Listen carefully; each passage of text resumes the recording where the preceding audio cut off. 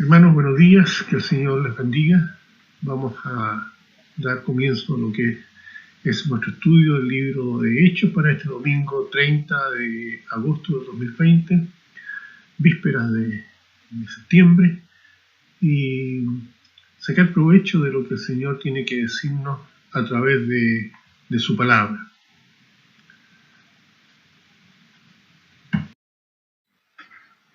Antes de ir más adelante, vamos a tener un momento de oración. Padre Santo, damos gracias, Señor, por tu misericordia, tu fidelidad, tu bondad para cada uno de nosotros durante la semana que pasó, y ahora que nos dirigimos a una nueva semana, rogamos, Señor, que nuestras vidas sean de agrado para ti, que podamos compartir tu palabra, que podamos estar agradecidos por lo que tú eres y haces por nosotros. Padre Santo, te damos gracias por todo y pedimos tu bendición para esta enseñanza en el nombre de Cristo. Amén. Vamos a seguir con esta porción que va desde Hechos capítulo 18, versículo 22, hasta Hechos 21, versículo 16, donde está la culminación de la misión de Pablo a los gentiles.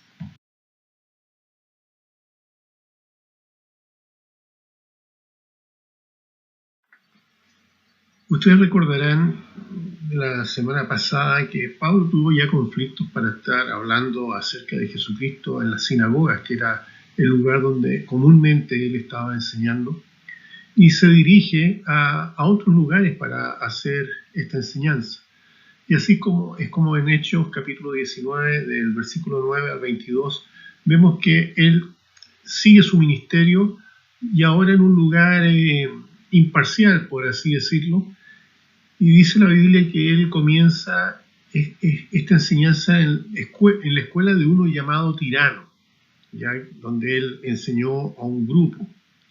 El versículo 10 dice que él continuó allí por 2 años dando a conocer la palabra del Señor. Aquí la palabra escuela viene traducida de una palabra griega, no sé cómo pronunciarla, está ahí en amarillo, cuyo significado básico era tiempo libre o una actividad que alguien hace en su tiempo libre. Nosotros lo entenderíamos como un pasatiempo. El filósofo Platón empleó este mismo término para hablar acerca de un tiempo de instrucción. Gradualmente esa palabra adquirió el siguiente significado: un auditorio para oír discursos educativos. En este contexto, nosotros no podemos distinguir, no podemos saber nada más acerca de este tirano. No sabemos si era el nombre de uno de los discípulos del Señor o solo el dueño del auditorio o la persona que normalmente hablaba en aquel recinto. A continuación les voy a mostrar una diapositiva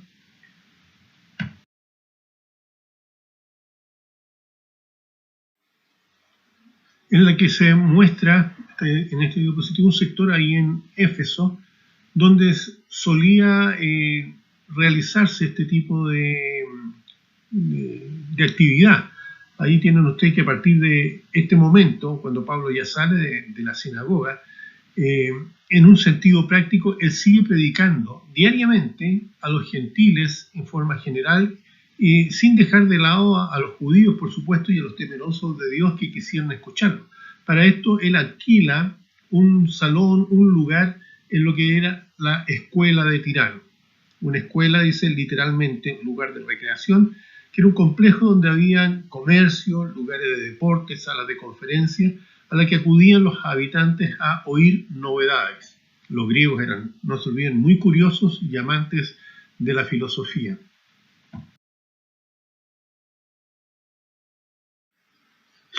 Con esto en mente, podemos ver cómo Pablo usaba este auditorio de Tirano, según los estudiosos de la Biblia, entre las 11 de la mañana hasta las 4 de la tarde cada día. Y esto concuerda mucho con lo que se sabe acerca del horario normal del mundo greco-romano del primer siglo.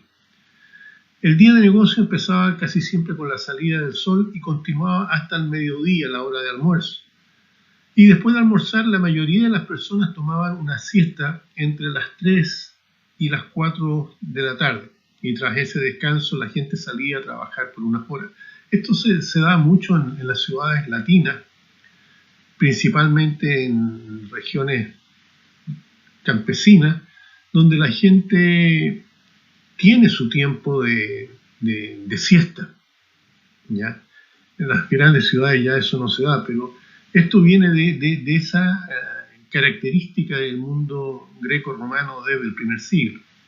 Así que estas horas de la siesta principalmente eran las que Pablo usaba, o eran en las que Pablo tuvo acceso a este auditorio que le permitió hablar a la gente que quería escuchar. Cuando la gente realmente tenía este tiempo de descanso, este tiempo de que lo dedicaba muchas veces a dormir la siesta.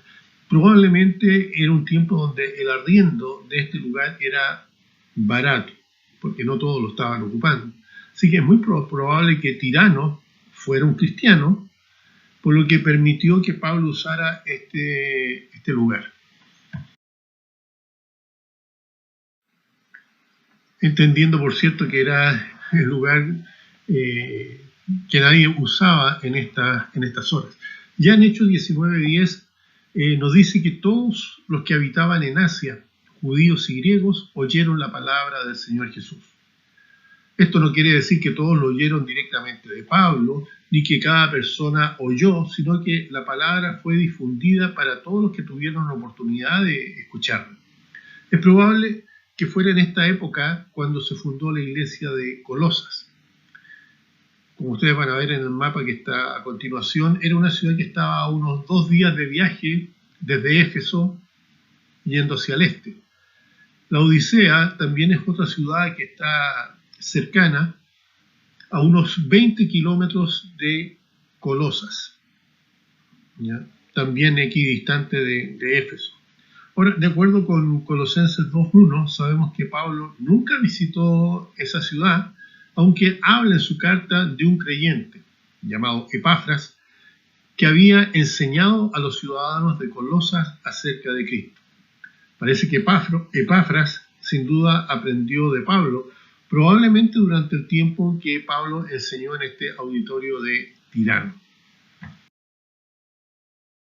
Sí, como les decía, ahí hay un pequeño mapa que nos muestra la disposición de donde está Éfeso, la Odisea y Colosas. De Éfeso a Colosas era un camino de 2 días, y también de Colosas a la Odisea, o de Éfeso a la Odisea, era una cantidad similar de distancia, unos 20 kilómetros.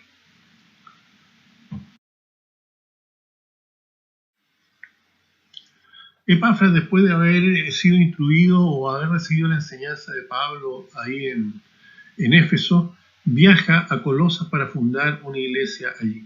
Según Colosenses 2:1, podemos suponer que la iglesia de la Odisea fue fundada de la misma manera. Ahora, ya en Hechos 19, del 11 al 20, vemos otro acontecimiento que podemos llamarlo como milagro o magia.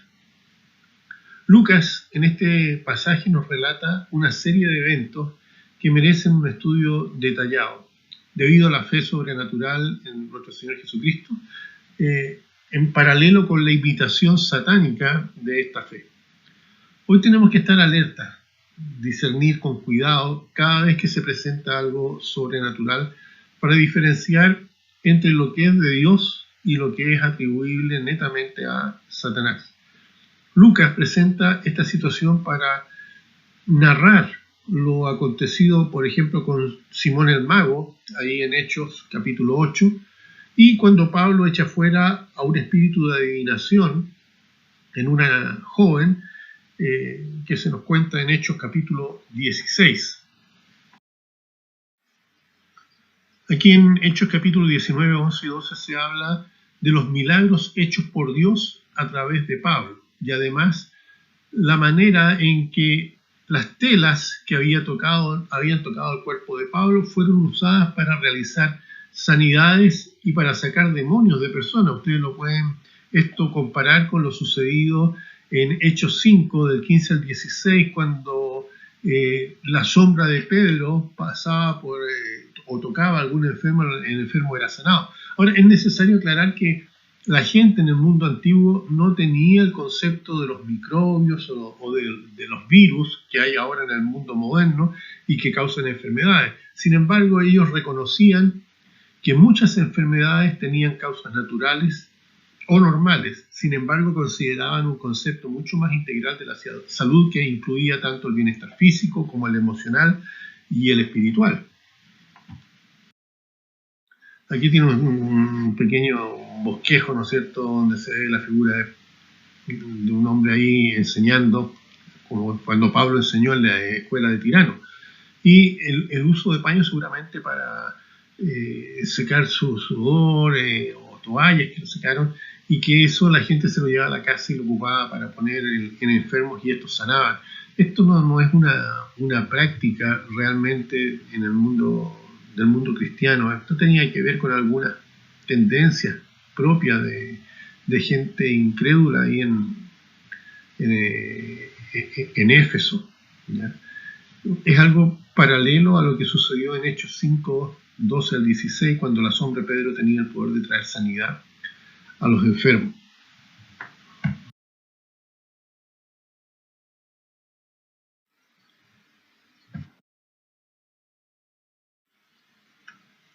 Esto me hace pensar también en lo que sucede con todos estos amuletos que se sacan o que se sacaban en la antigüedad, el mismo sudario de Turín,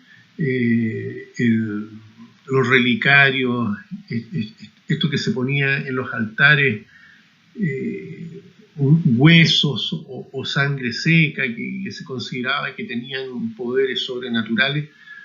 Todo esto tiene que ver con esa creencia popular pagana que viene desde aquellas épocas. Sin embargo, ellos también podían distinguir entre lo que se considera milagro de Dios y la magia, tanto en la magia antigua como en la del día de hoy, ¿no es cierto? Podemos ver características que le son propias. Primero, el uso de ritos complicados, el uso de nombres de dioses falsos o de espíritus, encantamientos o conjuros en palabras extrañas, una persona oficiante o profesional que usualmente cobra dinero por su servicio de intermediario entre los espíritus y las personas, y la manipulación de la gente mediante el temor y la opresión. El ministerio sobrenatural de Pablo, en cambio, y el de Pedro, el de nuestro Señor Jesucristo y de los verdaderos cristianos hasta el día de hoy, carece de esos aspectos mágicos. En cambio, podemos ver en Hechos 19, del 13 al 16, una demostración del mal uso de las cosas.